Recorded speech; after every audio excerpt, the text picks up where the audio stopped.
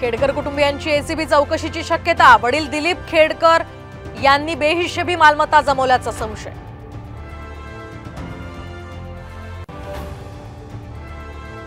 अहमदनगर दक्षिण मतदारसंघात होणार मॉकपोल।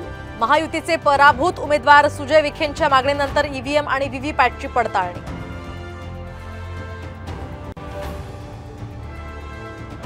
उद्धव ठाकरेंकडून विधानसभेच्या 120 पेक्षा अधिक जागांचा आढावा। ताकद असलेल्या जागांसंदर्भात सुद्धा चर्चा।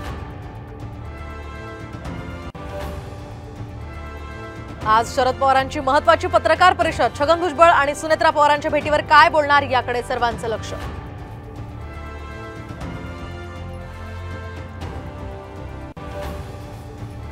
तर लाडकी बहीण योजनेनंतर आता विद्यार्थ्यांसाठी योजना। 12वी पास विद्यार्थ्यांना 6,000 तर डिप्लोमा धारकांना 10,000 आणि पदवीधरांना 12,000 रुपये दरमहा मिळणार।